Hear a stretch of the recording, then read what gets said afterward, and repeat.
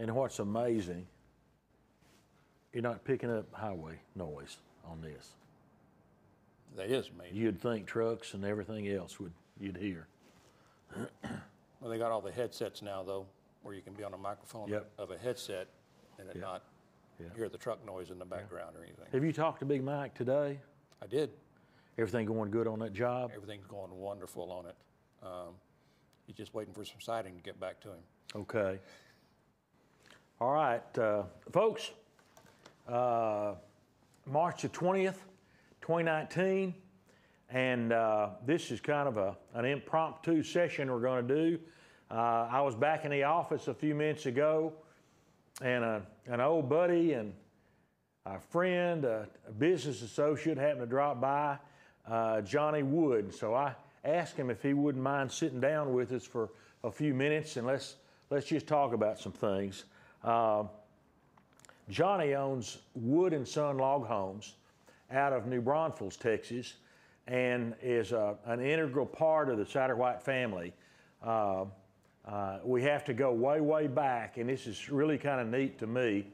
I love it when customers become friends or friends become customers, and then a business relationship develops after the friendship, or friendship develops because of being in a business relationship. And Johnny is certainly one of those. We're close buddies as well as doing a lot of business together. Salida, Texas, north of Georgetown, south of Temple. We had an office there back in the 80s, and you know, I guess in any business you have customers that really stand out, that you really, really appreciate. You appreciate all of them, but some just stand out. And to me, Johnny's parents, John and Mary Wood, are characters that really stood out. Now, I didn't get to work with Mrs. Wood that much, but John was a regular at the Salado office. He dropped by constantly drinking coffee and visiting with Jeff Aldridge, who was running that office for us back then. But we became very, very close friends, and because of becoming a friend with the dad, well, the son and I became friends also. The parents, John and Mary, built one of our Pioneer models back in about 1987. Well, then Johnny and his wife Pam built a Lone Star 2, 96, 97, somewhere along there. Johnny's got a background in roofing and construction, and grew more and more into log homes after he was a customer. Now, talking about the friendship deal, if you happen to have watched the video we did yesterday, I mentioned some more recent favorite customers. I talked something about Wayne and Jennifer Thorpe out at Mertzen, Texas, west of San Angelo, out in West Texas. You know, people that just stand out in your memory, and you come to absolutely love them. Well, and that's, of course, that's the same way with Johnny and his wife and the whole family. As I mentioned, Johnny has Wood and Son Log Homes at New Braunfels. And I don't think I've ever asked you, Johnny, but the Wood and Son, is the son Josh, or were you referring to Jesus? Well, both. But no, the son is Josh. Yep. Yes. Josh is a wonderful young man. He's been a teacher and a coach, and they just have moved into their brand new Satterwhite / Wood and Son log home. I look forward to being down there and visiting them and getting to see that house. Johnny and Wood and Son are general contractors that work in that central South Texas area. They've done an awful lot of restoration and repair work, as well as being general contractors that can build you a log home or other type of structure. and they do an awful lot of the finish work on shell construction that Satterwhite crews work, and it's always nice when a customer can work with somebody like Wooden Sun and Satterwhite, where our jobs intermesh, and it's basically a seamless relationship for the homeowner dealing with us and Wooden Sun, or they may just be dealing with Wooden Sun only, and Satterwhite delivers the material, or Johnny may have one of our crews come down and dry house in. Now I've done too much talking. Johnny, tell me a little bit more about Wooden Sun and where you build and what kind of jobs you like to do, and you got any favorite projects you've done recently? Well, as Sam already said, we do build, or we're from the New Braunfels area, but we will generally try to stay within a couple hundred miles of New Braunfels.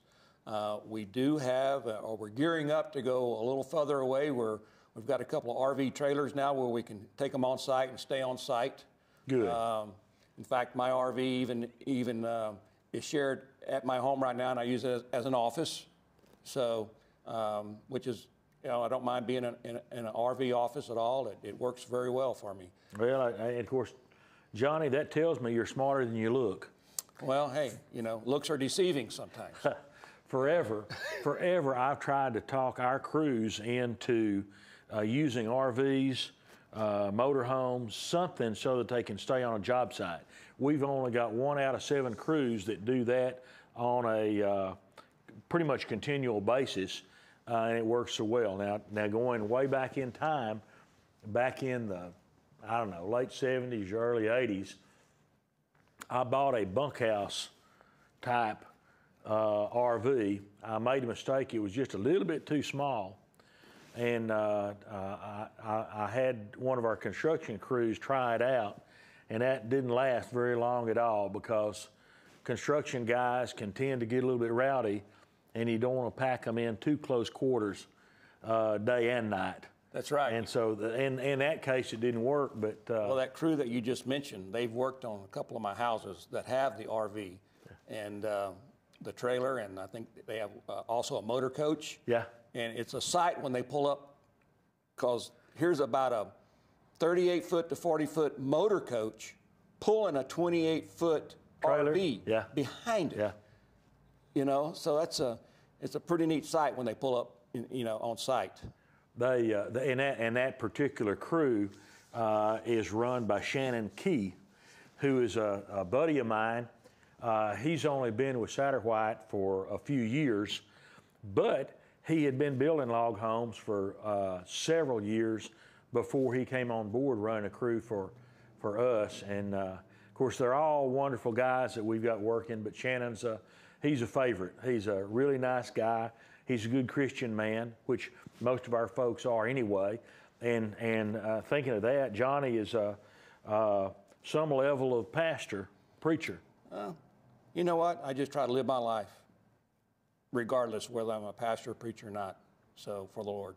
Well, but you're a lay pastor, is that right? I'm actually a deacon at our church. I am a lay pastor, also. So I also lead singing. I love to sing, believe it or not. Like you said, looks are deceiving, Sam. So I want to say one thing real quickly about the Satterwhite crews, folks. It doesn't matter whether it's Shannon Key or Tim Whitfield or whatever crew we've had on site that has done jobs for us. We always get the same response from the customer we're working for of how good a job that they did and how pleasant it was working with those crews. Good. Man, I like to hear that. Thank you. It's wonderful to be able to work with those crews and work with Satterwhite Log Homes. Can't say enough about it. You know what I get most of the time from the folks that we deal with, right up front, they will tell us, I've had this happen within the last 2 weeks, 2 different customers call me, we like the way, at least we like the way that we feel like Satterwhite does business. That's why we want to do business with them, because we like the way they do business. Good. And that's a testimony on the part of the job that they do. And the fact, you know, it doesn't hurt the fact they've been in business since 1974 also. Yeah. So anyway. Thank you. You're Thank welcome. You. And of course, what really is nice, which these are awfully flattering remarks from Johnny, but you know, Wood and Son, they do business just like Satterwhite does, and I think that has a lot to do with the depth of our friendship and the respect that we've got for each other. Right. Thank you. Sam asked another question he asked a while ago, or you know, what are some of the projects that stand out? One of the projects that really stand out is a customer we built for in Liberty Hill, Texas. Probably about 6 years ago, 5 to 6 years ago. His name was Bob Gideon. Bob's wife at the time, and still does, she's still alive, has Alzheimer's. And she has since been moved into a home now. He can't take care of her. But working for Bob was just a very pleasant experience. His demeanor, even though he was dealing with a wife that had Alzheimer's, his attitude was just always up, you know. His wife's name's Reminisce, and she would come to the job site with him sometimes and couldn't even understand what she was saying at the time, and understand her language because of the Alzheimer's. But one of the reasons that job stands out is, and the jobs that really stand out are the ones that call you back to do more work for them later. Sure. And I'm sure you can attest to that. Yeah. You know, you build a home for a family, and all of a sudden the son or somebody else calls you and says, hey, you did such a good job with our mom and dad's house. Would you build one for me? And so that's the ones that stand out. Well, wait a minute. That sounds kind of like John and Mary Wood, and then Johnny and Pam Wood. Is that? Yeah, sort of kind of like that. Kind of like that. Good, but, good. But, you know, that's just a good testimony of the type of work that goes on, you know, and the atmosphere that's created in the workplace also. Yeah. Thank you. Thank you. If folks will come by and visit with either one of us down at New Braunfels with Johnny, or come by here at Longview or Ellijay, Georgia, or Gunnison, Utah, I think you're going to feel the character of the folks that work here, and the kind of relationship that we all have working together. You know, we've both got fun businesses because the people we get to work for and with, and I love it. Well, you know, another little story here. My older sister and brother-in-law, they signed up for a seminar. I think it was like 5 or 6 years ago. They got sick and couldn't make the seminar. And so they're actually coming to the May 3rd and 4th seminar. Ah, neat. You know, the spring seminar coming up. Yeah. So they're looking at building, I think the River's Edge, I believe, is the plan that they've looked at that they like the most. So that's the one they're going to, you know, try to get off the ground possibly. Yeah. Now, what's her name? Her name is Shirley Weatherford. Okay, the Weatherfords. All right. Husband's name is Skip. And so the town wasn't named for them, was it? The town of Weatherford? No. Oh, okay. Wasn't named for them. Okay. Nope. Okay. They live in the big town of, which is getting bigger, Forney, Texas. Okay. Is where they're from. When do they get paroled out of Forney? Well, whenever they get the River's Edge built somewhere else, because they're not going to be building it in Forney, I don't think. Don't know where they're going to build, though? And they're looking at moving up toward, I-30, college town up there, where Texas A&M at Commerce. Oh, okay. Texas A&M Commerce, in the right. Commerce area. Yeah. Is where they're looking at possibly building out in the country there. Pretty country, Commerce, a wonderful community. That's where my dad went to college back in the 1930s. But the only negative about that part of the country, that's in the blackland belt. So when you're pouring concrete, you got to be careful because it moves. It's notorious for causing foundation problems. Right. Well, we know what the old saying, you better start with a good foundation. Yeah. I look forward to meeting the Weatherfords and talking to them. And of course, Johnny will be at our seminar. You're going to make this one, aren't you? We'll be here. All right. He missed the one back in the fall, but normally Johnny is here as a general contractor to counsel with and talk to a lot of our prospective customers to give them his perspective and advice on building, and is an integral part of the seminars that we do here at Longview. These are our 2-day seminars.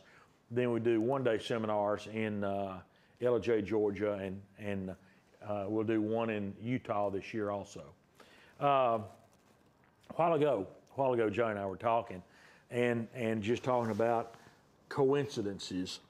And of course, having been in business as long as I've been, and Johnny's seen some of the same kind of odd things happen. I was telling him about one of our trucks being in Page, Arizona years ago.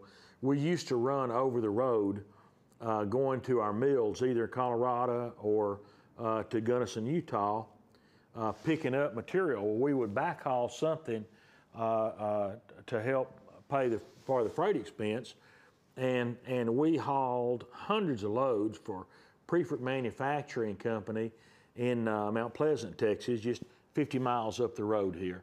Wonderful people. Bill Preferred is just a prince of a gentleman, and that makes some awfully good products. Well, our mill foreman in Utah was needing an order of steel for some project that we had going at the mill, and I had no idea where either one of our over-the-road trucks were, because we were hauling to New Mexico, Arizona, Colorado, Utah, Nevada, and sometimes further away than that, and I had no idea where they were. And anyway, Kelly Hunt called about the steel, said, well, I can buy steel from so-and-so company and they'll deliver it, but their price is a good bit higher, or we can buy it from Page Steel at Page, Arizona, and save a good bit of money, but we got to pick it up. And I just said, why don't you call Lavoy, one of our drivers? I have no idea where he is, but maybe it might be handy for him to come by and pick up that load of steel for you. Kelly called back in 2 minutes. You're not going to believe what happened, Sam. What's that? He said, I turned around and called Lavoy and asked him if he knew where Page Steel was and could he pick up a load there. And he laughed and he said, I'm sitting right in front of it right now. He was a quarter of a mile or less from where. Well, as big as the western United States is, what's the chances of that? Which that makes me think of another one that I wanted to tell folks about. This back in the dinosaur days. Our office was a much smaller log building, about 150 feet from our present office here at Longview. And this would have been about probably 1978 or 79. Dennis Moon and I were the two salesmen for the company. And back in those days with, of course, there were no cell phones, and phones were analog instead of digital. And particularly for those that are old enough to remember party lines. Party line you pick up where there's a conversation going that somebody else on a party line is using the phone, so you hang up and wait till they're off and then try it again. All right. Also, there would be bleed through between lines that quite often you'd pick up a phone or make a call and you could hear a little bit of a conversation going on, could tell somebody is talking and the lines are just bleeding through each other.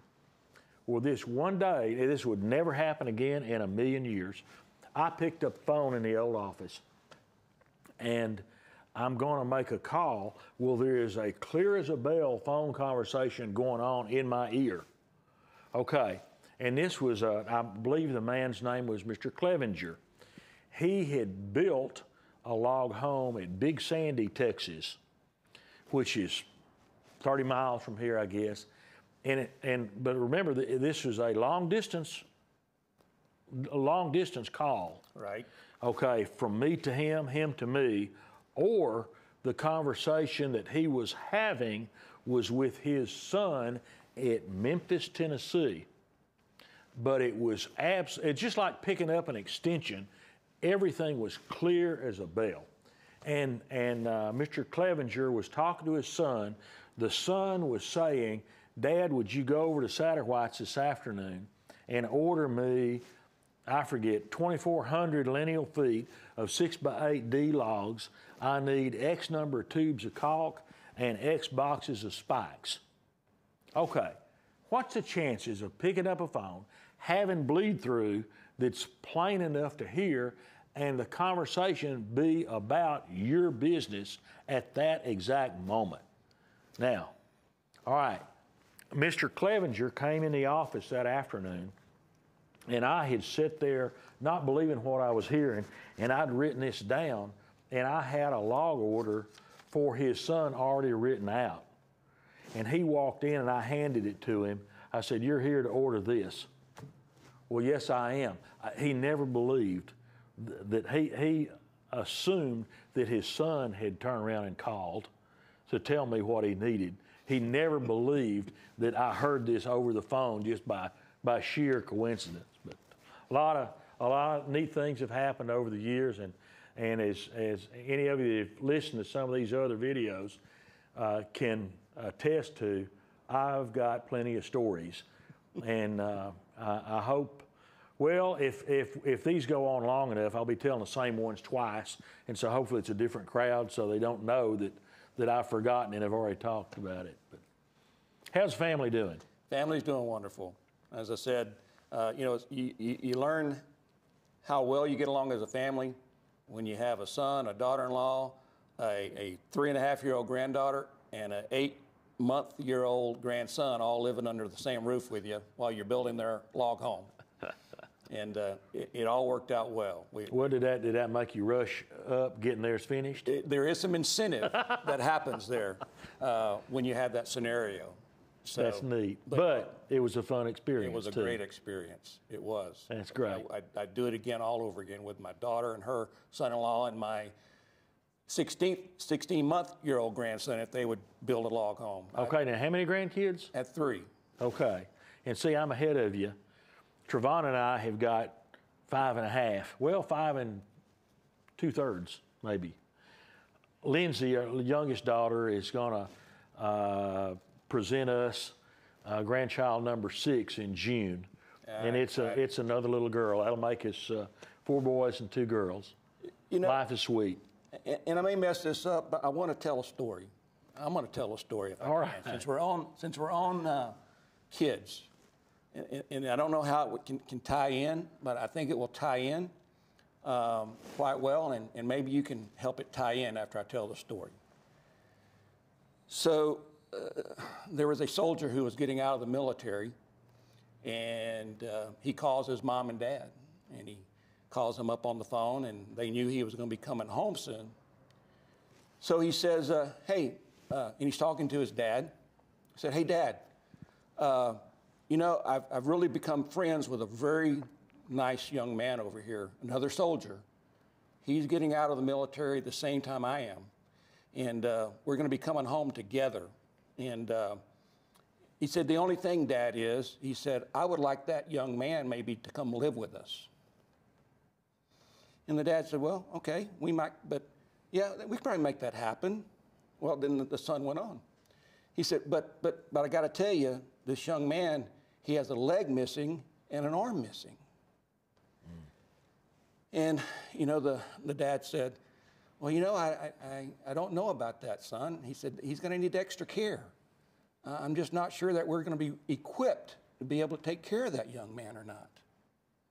And the young man, the son said, well, Dad, can we make an exception maybe for this guy? And I mean, he's really become a good friend of mine. And Dad said, "Well, I'm just not sure we can do that, son. I just don't think we can do that." Well, about 4 days went by. The parents get a phone call, and the son came into New York. I don't really know where the parents were. The parents get a call and said, "Folks, we got some bad news for you. Your son's been killed, and we need you to come up to New York and check, go in the morgue and identify your son. So they go up to New York. They pull back the sheet and they said, yeah, that's our son. Well, when they pull back the sheet further, they noticed the son didn't have a leg, and they noticed the son didn't have an arm. Wow. So. True story? You know what? I don't know, folks, if it's a true story or not. Whether it's true or not, it does come to mind as some things that we need to pay attention to our families. Yeah.